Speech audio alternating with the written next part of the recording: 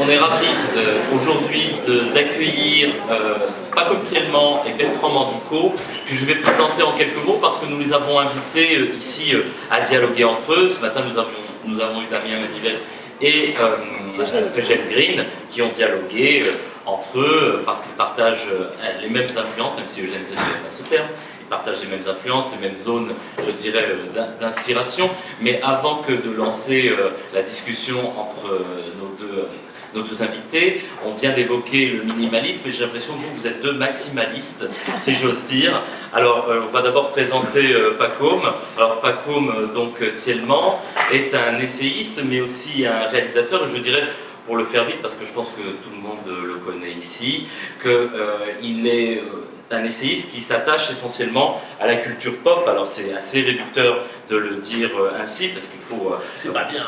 Non, c'est pas bien, c'est mal.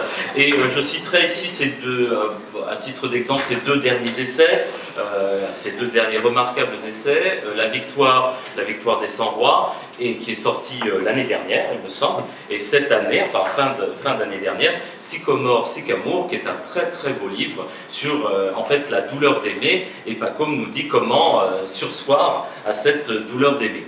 Et nous avons également Bertrand Mandico, donc, qui est un réalisateur et dont vous avez sans doute entendu parler, notamment avec la sortie l'année dernière d'un film, on va dire, époustouflant et remarquable, qui s'intitule Les garçons sauvages et qui d'une inventivité plastique et visuelle qui en fait, selon moi, une date importante dans l'histoire du cinéma. Et je me le dis sans peine puisqu'il me semble que je ne suis pas le seul à avoir cet avis et ça me semble tout à fait mérité. Alors, moi j'ai les clés, je suis comme Monsieur Loyal, je suis l'homme aux clés d'or, donc moi je vais un petit peu me décaler un petit peu et vous inviter à discuter. Mais j'ai quand même envie de vous poser une question, histoire quand même de vous lancer. Moi je pose toujours des questions très très simples. En fait, comment vous vous êtes rencontrés et surtout, qu'est-ce qui fait que vous vous parlez encore? Tu veux répondre? Commence. Ok, je commence. Ça marche? Oui. Il faut être proche ou pas, Assez proche? proche. Ah, c'est bon. Ok, comme ça. Ok. On s'est rencontrés, en fait, chez une amie commune, Ève de son prénom, il y a 4 ans maintenant. Et en fait, c'est une sorte de coup de foudre d'amitié. Ça arrive pas si souvent, quoi. Mais en tout cas, dans le sens, ça arrive pas si souvent. Et on n'a pas cessé de se revoir depuis, très souvent. Donc voilà, pourquoi on continue à parler. On est des humains. Non, mais j'ai pas encore fait de vœu de silence en tout cas. Mais peut-être plus tard, peut-être que le silence viendra. Et par rapport après à la rencontre de l'œuvre, peut-être que c'est ça aussi qui est impliqué, parce que la rencontre humaine, après tout, ça nous regarde, c'est notre cuisine, c'est les amitiés, regardent les êtres entre eux. Moi, il y a le cinéma de Bertrand, c'est toujours difficile d'en parler d'une œuvre qu'on aime à côté de son auteur. C'est toujours très difficile, mais j'ai déjà fait plusieurs fois, donc je ne vais pas me gêner pour le refaire. C'est des films que j'ai regardés vraiment en boucle, surtout les courts-métrages, parce que ça s'y prête vraiment. Et quand j'ai commencé à pouvoir y accéder, le plaisir c'était de regarder, de le laisser tourner encore. Parce que j'ai aussi, j'ai pas un amour pour les œuvres qui est si étendu que ça. Je suis vraiment un obsessionnel. Quand j'aime une œuvre, je reste collé à elle, accroché. Et en fait, j'attends qu'elle me travaille. Et il y a des œuvres qui s'y prêtent plus ou moins bien. Et en tout cas, les films de Bertrand se prêtent extrêmement bien au fait d'être revus et revus et revus. Il y a quelque chose qui peut devenir quasiment hypnotique là-dedans et obsessionnel. Il y a aussi quelque chose qui est créé, qui est l'ordre des phénomènes, des coïncidences poétiques. Et du coup, les films se mettent à colorer ou à donner une teinte spéciale à la vie, une teinte spéciale au rythme de la vie, au rythme des journées. Et au moment où il y avait eu avant Les Garçons Sauvages, un programme qui était un programme qu'avait fait ton producteur, vous avez fait ensemble, de 3 films, je crois, qui était Hormona, Oui. C'est ça le terme du programme hormonal. Il y avait Notre-Dame des Hormones, il y avait. Il y a une Vierge encore vivante. Il y a une Vierge encore vivante qui est un de mes préférés. Et Préhistorique Cabaret. Et Préhistorique Cabaret. Je l'ai passé à un cinéma, donc c'était génial qu'il puisse passer et j'aurais espéré en fait que fondamentalement ça s'arrête jamais, qu'il y ait une espèce de séance permanente. Parce que le plaisir était de pouvoir vraiment couper la journée en allant voir les films, quitte à pas à le voir en entier, je n'ai pas assez de temps, une demi-heure du programme, repartir et faire comme ça des allers-retours et juste se choper un morceau de cette énergie-là, de cette énergie cinématographique-là, indépendamment finalement du contexte narratif, juste la puissance plastique des films, la puissance musicale et visuelle. Et la façon dont elle charge en énergie le spectateur. Parce qu'il y a une dimension qui est là, une dimension visionnaire, ça monte à la tête, c'est un espèce de truc, ça occupe l'imaginaire, ça colore l'imaginaire, et puis ça vous accompagne. Et après, bon, alors, le truc c'est que ça c'était avant Les Garçons Sauvages. Au moment où Les Garçons Sauvages sont arrivés, la première fois que je l'ai vu c'était sur ton ordinateur. J'ai vu, le son n'était pas encore complètement nickel chrome, et c'était encore un montage un peu plus long. Ouais. Mais tu te souviens, tu me l'avais montré, bon j'en ai été bouleversé, mais pour moi ça fonctionnait dès le premier instant. En fait, dès la première apparition de l'image en couleur, première image en couleur dans le film, l'image en noir et blanc, puis la première image en couleur, et là j'ai eu un frisson. J'ai un frisson et je me suis dit, ok, je suis en train de voir un chef-d'œuvre. Ce truc-là, il est arrivé à ce moment-là, c'était un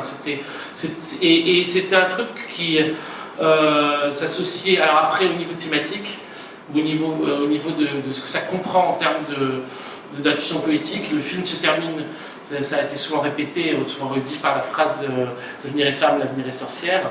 C'est pas la dernière phrase. Non, mais c'est vers la fin. C'est vers la fin, voilà. Non, mais il y avait un truc très étrange qui était que ça, à ce moment-là, c'était comme si ça fonctionnait comme une espèce de phénomène prophétique, puisqu'il y a eu tous les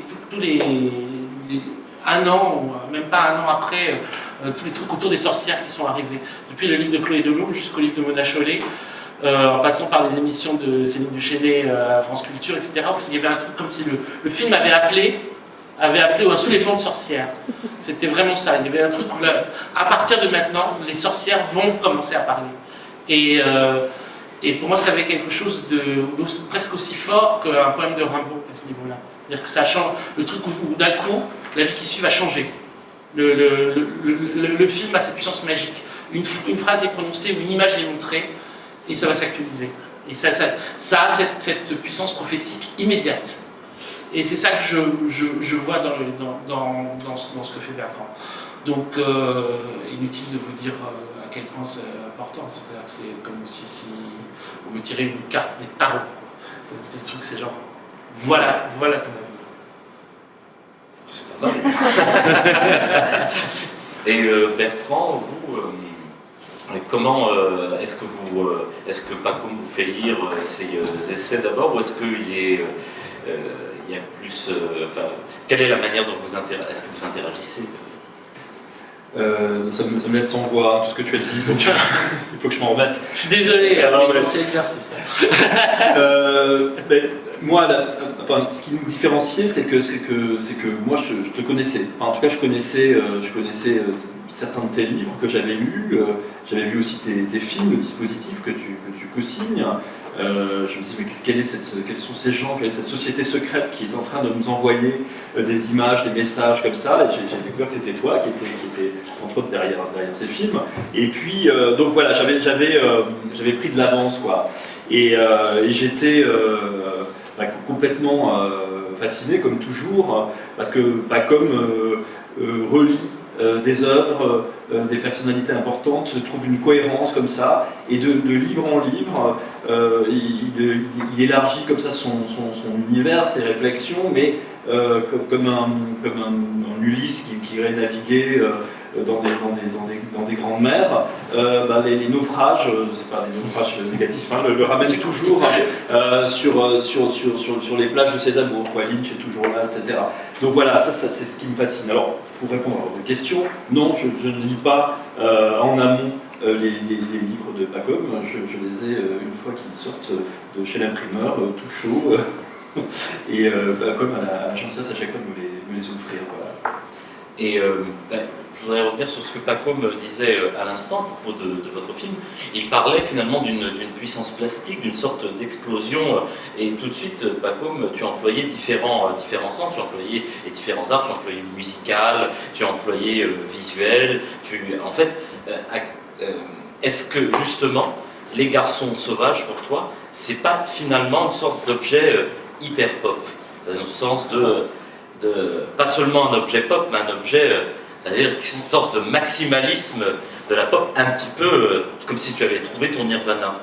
Ah, c'est drôle que tu dis ça, parce qu'en fait, il y a 2 semaines, il y a une émission de mauvais genre, une émission où je participe d'habitude, mais je n'étais pas dans cette émission-là, mais ils avaient invité Stéphane Leminildo. Stéphane Leminildo a dit que c'était le film que j'attendais en parlant des Garçons Sauvages. Je disais, ça c'est particulier, j'attendais qu'un film comme celui-là arrive, je l'attendais. Alors je comprends, oui, dans le sens où ça combine en fait tout un tas de qualités qui séparées et qui d'un coup viennent à se rencontrer. Mais en fait, pour moi, ça ne résulte pas d'une combinaison, c'est presque comme si c'était une autre carte qui avait été tirée. En fait, c'est-à-dire que je reconnais moins dans Les Garçons Sauvages des choses que j'aimais précédemment, que j'y verrai réapparaître. Il y en a quelques-unes, mais en fait elles sont secondaires par rapport à ce que je n'y connais pas et que je découvre pour la première fois.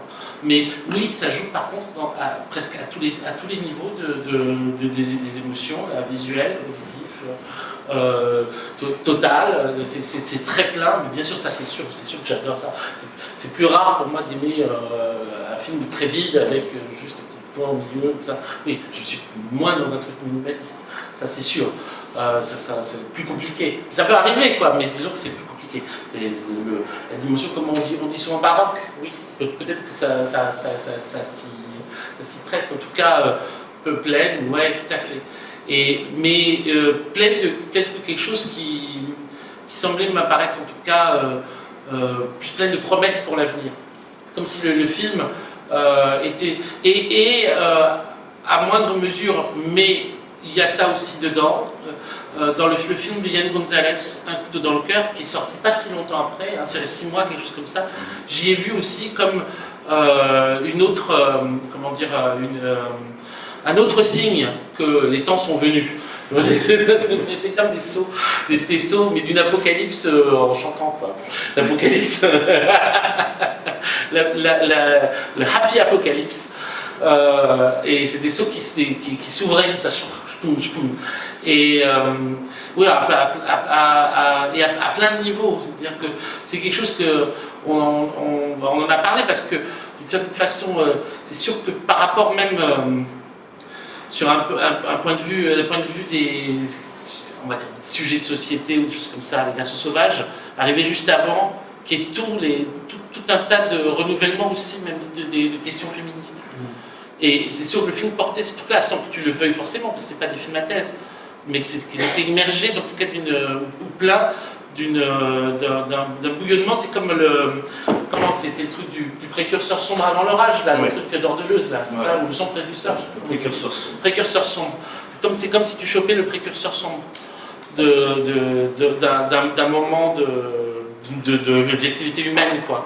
Et donc le film était plein de ce truc-là, comme si l'orage allait éclater, et tout est là, tout est mis en place, et après les choses vont vraiment changer.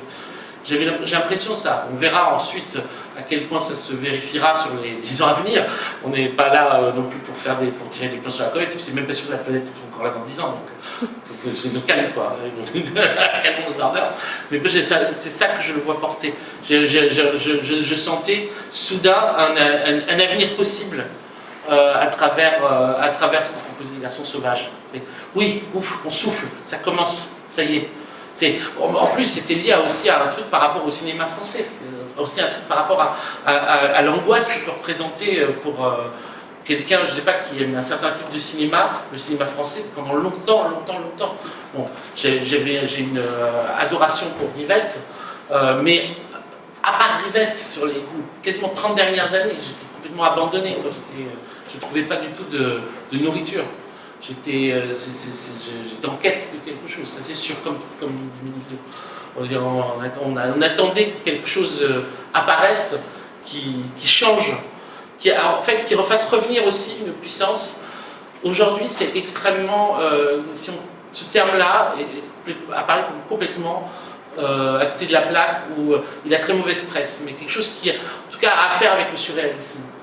Et le surréalisme, si on lui enlève toute sa kitscherie, si on enlève aussi tout le côté, tout ce qui pouvait être associé à, on va dire, un commissariat politique, quoi. Mais comme, comment dire, comme façon d'envisager ensemble la poésie et la vie. Parce que c'est des puissances qui ne doivent pas être séparées, qui doivent être vraiment vécues ensemble. Et donc, du coup, à partir de ce moment-là, c'est un rapport à la vie qui doit être totalement intuitif. Et ce que ça crée, c'est que l'art devient prophétique, la vie se met à être une, comment dire, un labyrinthe de signes et d'images, et en même temps, c'est comme ça que, je sais pas, les rencontres peuvent advenir, et les rencontres deviennent quelque chose de très important aussi. C'est le truc du surréalisme, le truc de la rencontre. Oui, je pense le parapluie, la machine à coudre, sur la table de dissection. Exactement, chez notre arme. Mais tous ces éléments-là, je dirais que ça rentre en jeu. Et justement, Bertrand, comment vous avez conçu... Parfait. Comment vous avez conçu précisément ce que Paco m'appelle cette carte de tarot nouvelle?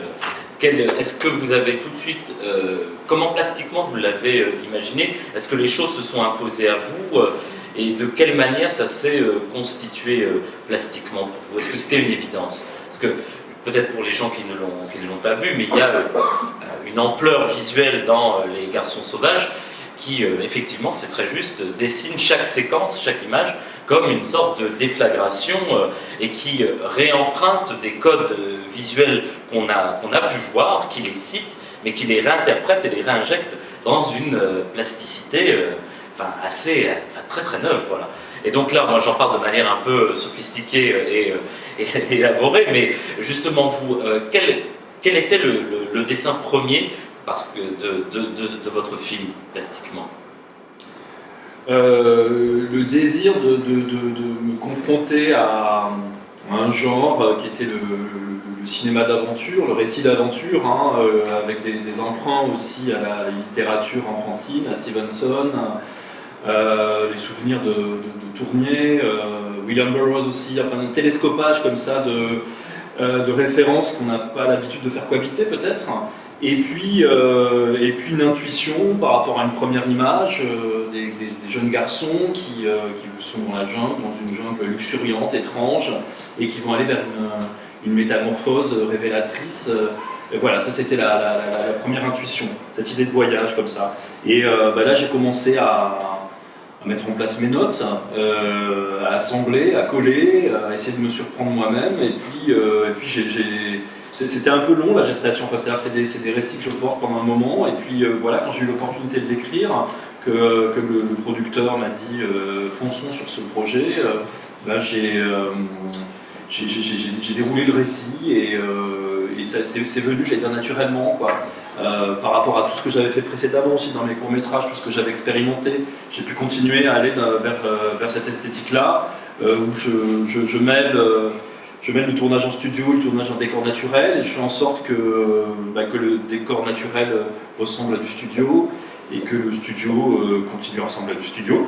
Et voilà, c'est comme ça que je construis. Puis il y a un rapport au son qui est très particulier, au texte aussi qui est très particulier, parce que j'utilise, en tout cas pour Les Garçons Sauvages, j'ai beaucoup utilisé la voix off, une double voix off, avec un personnage qui se raconte, et puis avec un autre personnage qui a plus de distance et qui raconte.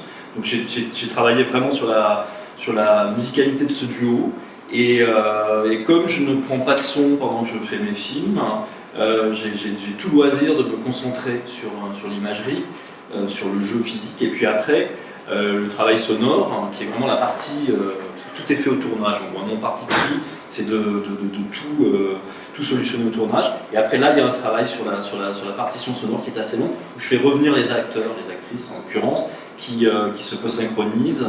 Et là, je peux retravailler sur certains mots, je peux les rediriger. Voilà, c'est comme ça que je construis en gros.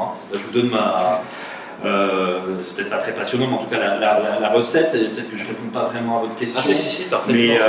Mais voilà comment ça s'est conçu. Donc avec aussi un abandon, quoi. Le désir de pas forcément faire le film qu'on attend voilà, quand, je sais pas, les institutions comme les premiers films, je sais pas, enfin, faire le film que j'avais envie de voir, et pas avoir peur du ridicule, de l'excès, et essayer toujours d'être critique, d'être honnête par rapport à ce que j'essayais de faire. Voilà, c'est comme ça que j'ai avancé avec ce projet.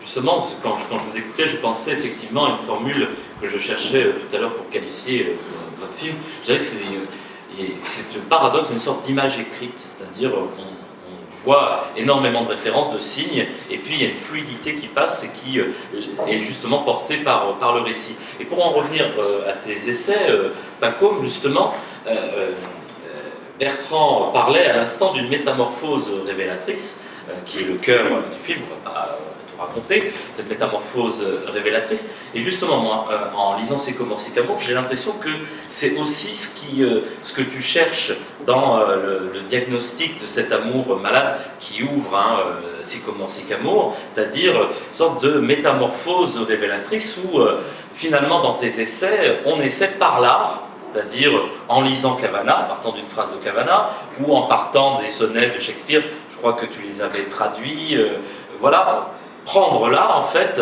non pas pour se soigner, mais pour accomplir en soi une sorte de métamorphose révélatrice et devenir, en fait, sortir de ce Sycamore pour devenir justement un garçon sauvage. Alors est-ce que tu serais d'accord avec cette utilisation de l'art comme l'outil d'une métamorphose révélatrice? Ah, j'aime beaucoup cette idée. Je trouve ça super. Merci. Non mais vraiment, vraiment. Non parce que tout à fait, parce que le truc de soigner c'est toujours très pénible. Et en fait, des fois j'ai toujours peur de faire des choses qui ressemblent à du développement personnel. Parce que comme il y a toujours dans mes textes des moments où je me dis putain je peux pas laisser le lecteur sur un truc aussi triste, je trouve toujours une espèce de twist, un truc pour...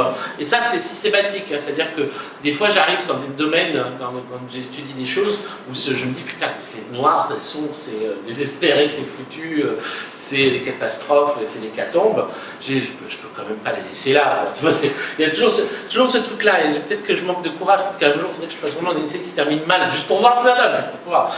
Après les gens dépriment, bon c'est autre chose. Mais c'est quelque chose qui m'est assez difficile, quoi.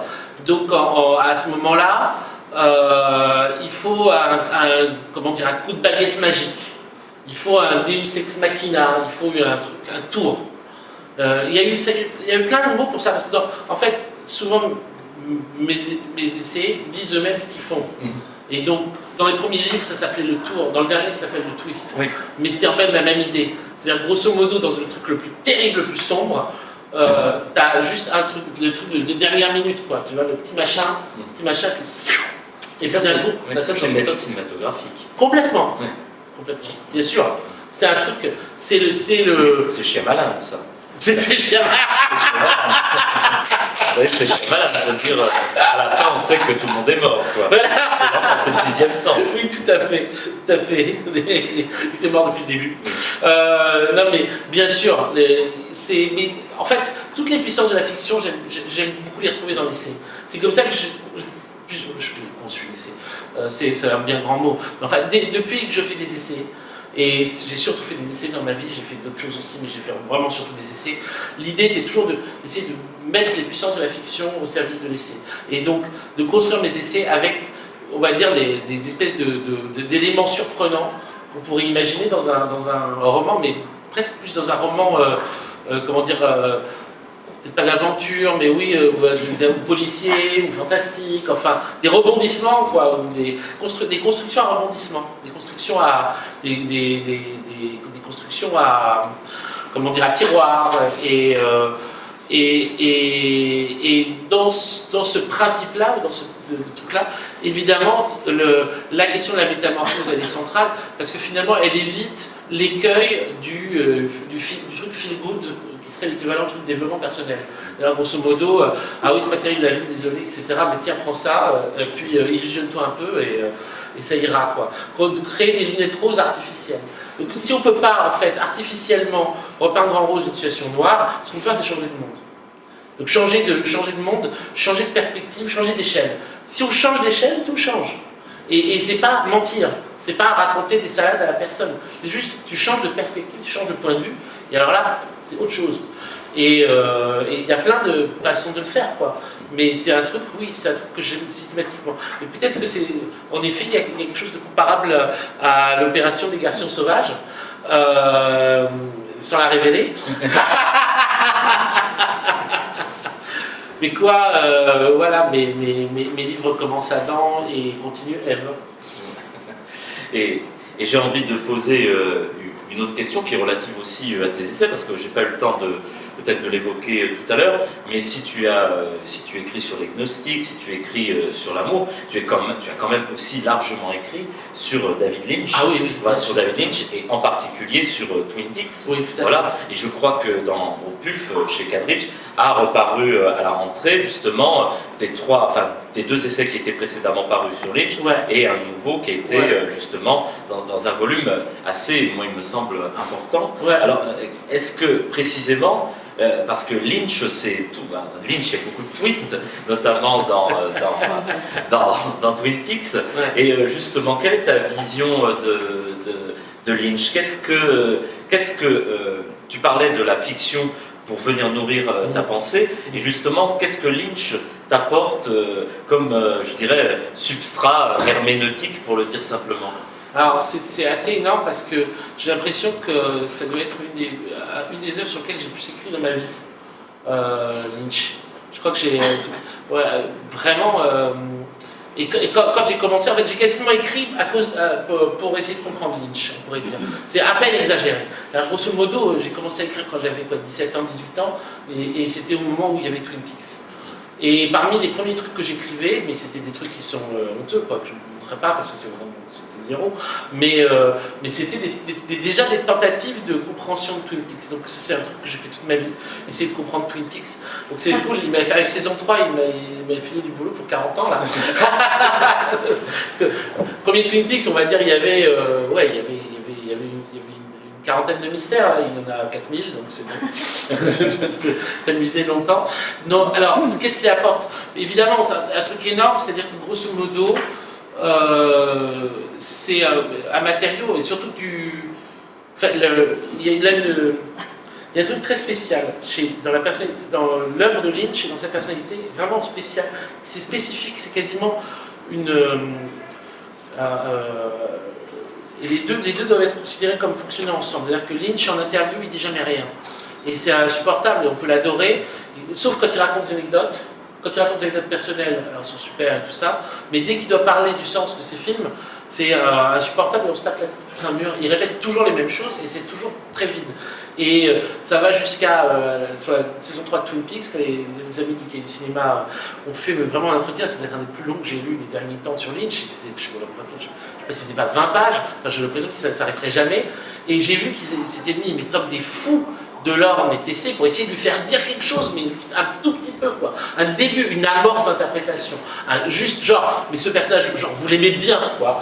Mais même ça, c'était impossible. C'était vraiment une tombe. Ce mec aurait été parfait pour faire agent secret, faire passer des documents d'un pays à l'autre. Je veux dire, le mec, il est arrêté, il répond pas, il dit rien, il tient, quoi. Pendant 40 ans, ça fait il tient, il ne dit rien.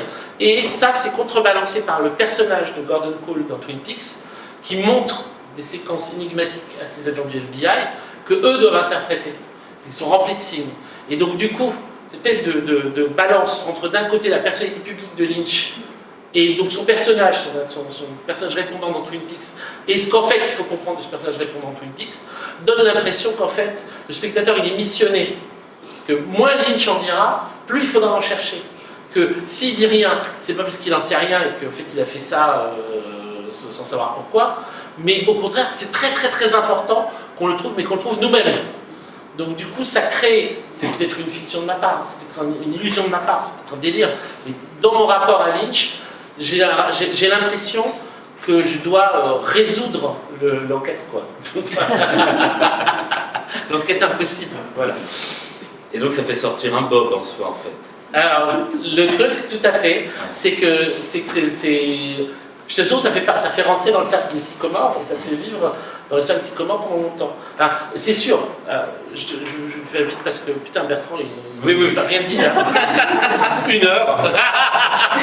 J'avais quelques questions quand même. Non mais j'ai monopolisé les machins. Je vais juste rapidement faire. Mais, ce qui s'est passé de curieux et qui montre à quel point écrire et vivre, c'est la même chose. C'est ensemble.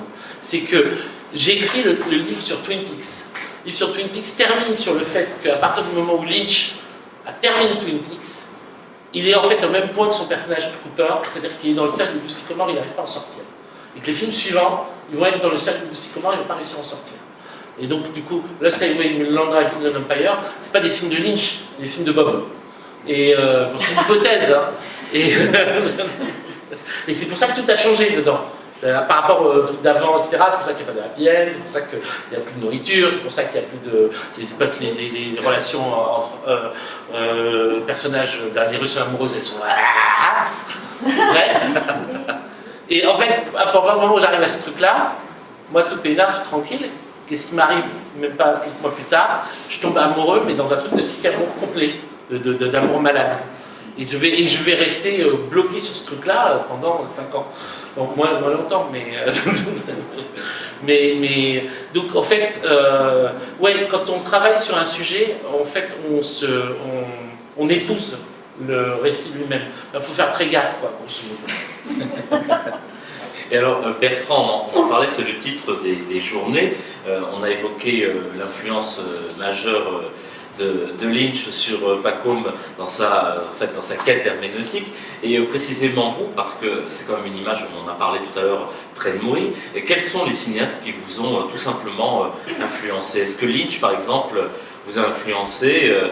Moi j'ai été frappé, mais tout le monde n'est pas d'accord avec moi, j'ai été frappé en voyant les Garçons Sauvages par la ressemblance avec la plastique, par exemple, de Raoul Ruiz. Voilà, je trouvais qu'il y avait vraiment, dans notamment le film avec Melville Poupeau et Jean-Pierre Léaud, il y avait une très très grande ressemblance. Alors, est-ce que des cinéastes vous influencent, ou est-ce que, vous avez parlé de Burroughs tout à l'heure, des écrivains vous influencent aussi de manière égale, notamment dans les dialogues et la voix off, la narration qui est faite? Je vais retenir la leçon, donc il faut que je fasse comme Lynch, que j'en dise le moins possible. Ah non, c'est bien parti parce que Pacôme a pris entièrement la parole. Rester mystérieux, matin, midi et soir. Non, mais Lynch, oui, était très important. J'ai l'impression qu'il m'a accompagné tout au long de ma vie, comme ça, à des moments cruciaux. J'ai le souvenir d'avoir vu un extrait d'Eraserhead très jeune, quoi, enfant, à la télévision, l'extrait du repas avec le poulet agonisant dans l'assiette, qui m'avait marqué durablement. Et puis après, j'ai vu tous les films, quoi, comme ça, au fur et à mesure quand il sortait. Et c'est un cinéaste qui me parlait directement, à tel point que c'est arrivé qu'avec Lynch, à 2 reprises, quand j'ai vu des films de Lynch, j'avais traîné mon père pour aller voir Blue Velvet dans une station balnéaire. J'étais assez jeune, je lui avais dit c'est un film policier, ça va te plaire. Et on était dans ce cinéma et la pellicule s'est bloquée. Un moment vraiment où il y avait Denis Hopper qui était vraiment dans un état second, et le photogramme a cramé, quoi, a blanchi. Et j'ai vraiment cru que ça faisait partie du film. La salle s'est rallumée, on n'était plus que 4 dans la salle. Le film a été rapiécé, c'est reparti. Donc voilà, donc ça a été extrêmement marquant. Et puis quand le long métrage Twin Peaks aussi est sorti, je rebelote la pellicule qui s'enflamme comme ça. Donc j'ai l'impression que Lynch me parlait directement en maritime, me délivrait ses messages comme ça en déchirant la pellicule. Donc et jusqu'à Twin Peaks 3, quand j'ai découvert la série, j'étais au plus bas. Enfin, disons que j'avais fini mon film et il n'était pas pris à Cannes. Vous voyez, c'est ce qui me déprimait, mais parce que voilà, c'était mon premier film, c'était le premier long, et c'était important, enfin, tout ce qu'on m'avait dit. Finalement, c'était pas si important, Venise c'était pas mal aussi. Et donc, pendant que je faisais mon deuil de Cannes, j'étais parti sur une île et j'ai commencé à voir au fur et à mesure Twin Peaks 3, et c'est quelque chose qui m'a extrêmement bouleversé, où je me suis dit, mais est-ce que je vais pouvoir continuer à faire des films comme avant? Je vais peut-être arrêter, qu'est-ce qu'on peut faire après ça? Enfin vraiment, c'était un grand moment de doute, de questionnement. J'étais complètement fasciné, j'étais incapable de voir quoi que ce soit après. Donc tout ça pour vous répondre que Lynch est vraiment quelqu'un de très important pour moi. Et après, Raoul Ruiz, effectivement, dans son foisonnement, dans sa façon de faire, de réaliser des films ambitieux, extrêmement visuels, sans argent. puisque c'était ça, il était souvent condamné à faire avec ce qu'il avait. Oui, je trouve que c'est un cinéaste hyper important, crucial. Mais bon, il y en a plein comme ça, hein, la liste, il y en a plein comme ça. Enfin, ils sont pas si nombreux que ça, mais il y en a beaucoup qui m'ont nourri, et c'est vraiment par strate, quoi. Hein. Je peux avoir des obsessions de Brian De Palma et revoir les films de De Palma en boucle. De la même façon, certains cinéastes japonais, comme Imamura par exemple, qui est très important, ou Terayama. J'ai énormément travaillé sur Valerian Moravcsik à un moment donné. Bon, voilà, tous ces cinéastes me nourrissent et continuent à me nourrir. Régulièrement, je revois ces films-là, et quand je tourne, je les convoque, quoi. Je convoque leur esprit pour m'aider à solutionner, ou pour me booster, j'allais dire, pour mieux faire, quoi. Et de la même façon, les écrivains, donc je citais Burroughs, Ballard aussi, qui sont deux écrivains extrêmement importants pour moi. J'y retourne souvent, beaucoup. Ou quelqu'un comme Jean-Jacques Schul aussi, écrivain français qui m'est très cher. Voilà. Ben, je vous remercie. C'est sur donc le nom de l'auteur de Rose Poussière que nous achevons cette rencontre. Merci messieurs.